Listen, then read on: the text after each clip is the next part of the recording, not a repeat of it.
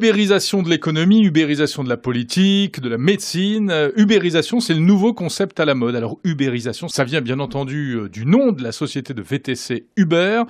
Et le terme ubérisation a été inventé en France et popularisé par le publicitaire Maurice Lévy. Mais ça veut dire quoi exactement ce concept, Yasmina Lecomte ?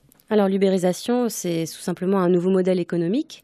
En fait, ça se rapproche un peu de l'économie du partage, c'est conquérir un marché en donnant la place finalement à tout un chacun, à vous avec votre véhicule, avec votre appartement comme le fait Airbnb par exemple. Et tout cela grâce aux technologies, puisqu'évidemment, sans les applications mobiles et sans Internet, ça n'existerait pas. Malgré tout, il y a un petit côté sulfureux quand même. Aujourd'hui, ubérisation, bon, alors on le voit avec le problème des taxis, c'est également parfois synonyme de fraude, d'ultralibéralisme, de précarité pour les employés.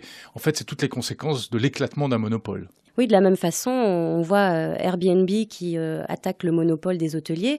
Il faut rappeler quand même que Booking et des plateformes comme Expedia l'avaient fait avant, changer la manière de consommer et de pratiquer le tourisme.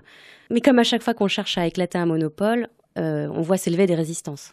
Et puis, ce qui est assez paradoxal, c'est que tout cela nous vient de Californie, le pays des hippies, avec un bel idéal de partage, etc. Mais certains dénoncent en réalité une nouvelle forme de capitalisme, même de super-capitalisme. Et nous n'en sommes qu'au début parce qu'Uber, en fait, il faut le rappeler, c'est finalement pas une société spécialisée dans le VTC.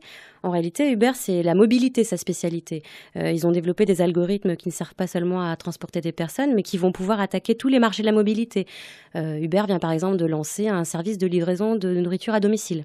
Et rappelons que selon la légende, eh bien, le créateur d'Uber, Travis Kalanick, en a eu l'idée alors qu'il était à Paris, sous la pluie, il ne trouvait pas de taxi. Il s'est donc dit qu'on pouvait faire mieux. Uber, ça signifie en allemand au-dessus, super, donc en fait c'est une sorte de Uber Cab, mieux que le taxi.